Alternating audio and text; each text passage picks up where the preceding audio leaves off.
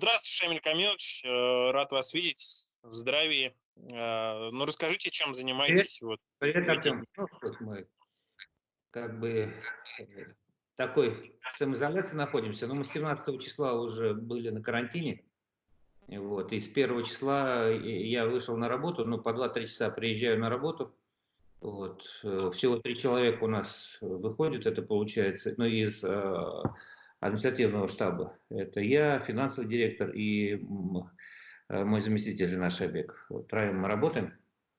Вот, остальные все у нас на удаленке. И если нам кто-то нужен, мы вызываем. Вот, в таком ритме работаем. А то, что касается ребят и тренерский штаб, они уже уехали все. Вот, кто-то находится в Уфе, кто-то уехал за границу, смогли они уехать. Кстати, вот вчера ребята Йокич, Бамбергар и Бизик, они уехали. Вот добрались и с ними до Ильчарова они добрались, кто до Словении, кто до Бухареста долетели. Вот, потому что мы их отпустили до 30 числа, до 30 мая. Вот это очень долго, и все-таки они поехали к родственникам. То есть все это время они находились в Уфе вот до буквально последних дней. Да, потому что, ну, 17 числа у нас Тиля госпитализировали в больницу, вот, и мы находились на жестком карантине. Мы ждали все его анализы. Вот, анализы прошли, и они все показали отрицательный результат. Естественно, после 14 дней мы их спокойно отпустили. Вот, им пришлось ждать, и да, в это время, конечно, эпидемиологическая ситуация уже была хуже. Вот, и было очень тяжело им уехать, но они смогли. Вот. Ну и ребята тоже, и наши россияне тоже разъехались. Вот в Уфе находится не так много ребят. Ну, тоже есть. Сейчас идет дискуссия, что делать с чемпионатом, либо доигрывать, либо не доигрывать. Правильно ли я понимаю, что вы склоняетесь к тому, что лучше всего вообще обнулить результаты этого чемпионата и с Нового года начать уже новый? Нет, я сказал, что это такое, что сейчас это проще. Да, взять, остановить чемпионат и закончить ну, даже на тех же местах, может быть, да, и готовиться уже к следующему чемпионату. Я сказал, что это проще. Но, естественно, у нас есть свои обязательства перед спонсорами, перед всеми, и нам бы хотелось, ну, конечно, да, доиграть. Вот. В каком формате это будет происходить? Сейчас еще идет большая-большая дискуссия, но еще, в принципе, никто не знает, когда мы начнем и что. То есть пока все остановлено до 31 мая. Вот. А там, естественно, надо 2 или 3 недели для того, чтобы начать еще. То есть, ну, там, по нашим расчетам, раньше там 20 июня начнем. Но это самый такой шикарный вариант будет. Мгм. У УЕФА, я так понял, очень жесткая позиция, что все национальные чемпионаты должны быть доиграны. Правильно ли я понимаю, что основной вопрос финансовый, да, обязательства перед спонсорами и убытки, возможно, которые будут терпеть клубы в случае, если чемпионаты остановят вообще? Ну, конечно, ну, УЕФА, естественно, они, во-первых, не окончена еще и Лига Европы, и Лига Чемпионов не окончена, то есть основные деньги, которые приносят. Вот, и вся остальная, кто будет на следующий год играть в этих турнирах, а это основные деньги. Вот, то есть такая организация, которая четко в Швейцарии находится, основная, главная организация, да, и потом дальше и дальше. Но и для нашего клуба, то есть это большие деньги, если мы закончим чемпионат, естественно, будет большие деньги, ну, приличные деньги от Матч ТВ и от наших букмекеров и от различных других спонсоров. Понятно, так бы, конечно, было бы хорошо. Но все равно в первую очередь стоит задача это здоровье наших граждан, да, и здоровье болельщиков, здоровье просто людей, просто наших даже футболистов, тех, кто работает. И как это будет продолжать, еще в принципе никто не знает. Мы верим и очень искренне верим в то, что все вернется и будет все хорошо. Но история всегда показывает один и тот же, там, как бы, такой будем вариант, что всегда начинается все с футбола. И вот футбол, когда вернется, да, в массы большие, так все, значит, становится в прежнее хорошее русло. Я задавал вам уже этот вопрос. У некоторых игроков кончаются контракты 30 мая. Теперь уже, когда известно, что до 30 мая точно чемпионат не возобновится, вот есть какая-то ясность в этом вопросе? Они будут обязаны чем-то вообще клубу вот после этой даты?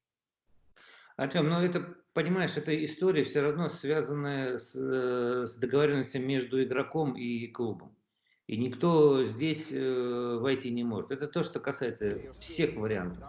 То есть есть работодатель, да, и есть работник.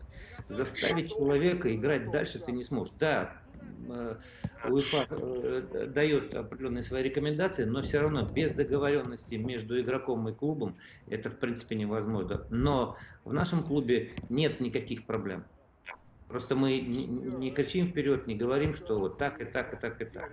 Это касается и зарплат, и всего, что сейчас очень-очень много говорится. Мне говорят, на какой процент вы снизили там зарплаты? Я говорю, ну это смешно говорить сегодня. Это, знаете, это как бы чуть-чуть момент такой, что даже этики, да, насколько. Я знаю одно, что каждый работник клуба, игрок, тренера, все, кто участвует в клубе, все пошли на понижение, и никто никаких вопросов не задал. Это самое главное.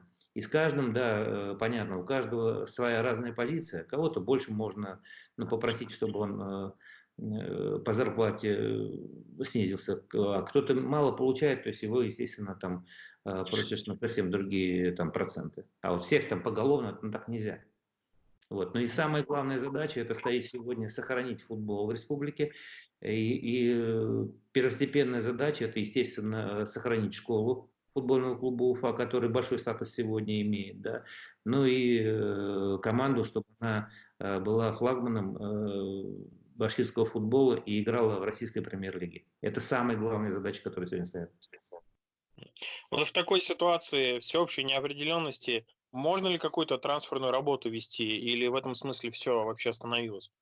Нет, ничего, ничто не остановилось, все, работа идет, мы смотрим за... Все равно наша как бы позиция и то, что как клуб действовал, да, это мы искали всегда молодых перспективных игроков для определенной раскрутки на своей площадке, и потом перепродажи, и вот за счет этих там денег мы старались жить. Также это все продолжается, очень большая работа. Сейчас наоборот, еще больше эта работа увеличивается. Вот. И что я хотел сказать, если бы у нас еще вот в нашей позиции, сколько мы двигались, да, если бы у нас еще было бы 2 года, например, мы вот так бы двигались, то мы бы даже это не заметили сегодня. Мы даже кризис бы не заметили, мы бы прошли его очень красиво, хорошо. Но для всех, для нас, не только для футбола сегодня, а и для всех видов спорта, особенно, может быть, игровых, я скажу, да, которых, да, это большая-большая проверка сегодня. Потому что мы понимаем, что все игровые виды спорта являются определенным стимулом и флагманом, да, но просто больше народу собирает.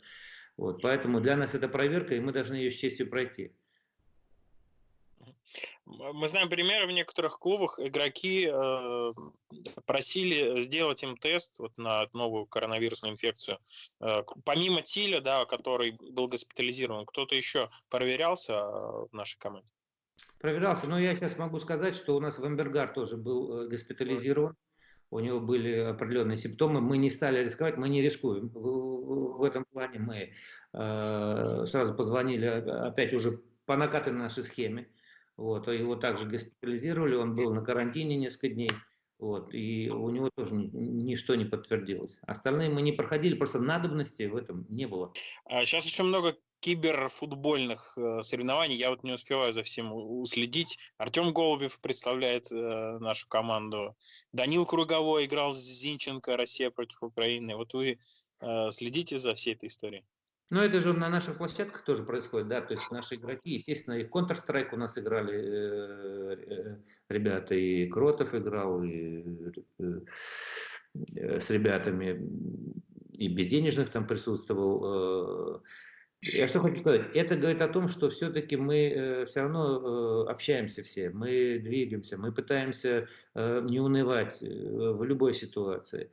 Киберспорт у нас, вы знаете, мы были единственным клубом, который сделал трансфер киберспортсмена в свое время. Да? То есть Уфенок от нас ушел в Локомотив и достигает больших результатов. И с ним наши ребята играют. Вот. И Зинченко, получается, у нас круговой играл, по-моему, в 1/4 финала. То есть проиграл, правда, но здесь выбор был такой, победила условно дружба. Вот. И чем больше таких турниров будет, вот в это время, когда мы не можем живой футбол посмотреть, ну, это тоже площадки для того, чтобы поднимать болельческий интерес. Вот. Насколько я чуть тайну приоткрою, что скоро должен быть турнир, да, и он уже будет денежный. Да, и клубы будут на этом уже зарабатывать скоро. Вот буквально мы скоро его начнем. Так что мы не стоим на месте, мы двигаемся. Любое время кризиса – это время и новых надежд. Так ведь, да. То есть вот мы пытаемся, думаем. У нас, в принципе, очень хорошая команда, и команда хороших менеджеров, та, которая пытается двигать в республике футбол. У меня большие надежды на то, что мы будем еще лучше. Давайте ждать первого матча, и я думаю, что первый матч Уфы это будет говорить о том, что пандемия закончилась, и то, что мы перестали там, самоизолироваться. Так что так. Ну, я надеюсь, что этот день придет как можно скорее. Спасибо большое за общение, Шамиль Камилович. Артем, ты же знаешь, как ты только скажешь, мы выйдем на связь, любой из нашего клуба, начиная от меня и заканчивая всеми. Да, и вам за это спасибо большое. Очень рад Привет, был с вами привет пообщаться. любимому каналу, самое главное. Правильно, да? Да, спасибо. Спасибо, берегите себя, здоровья. До свидания.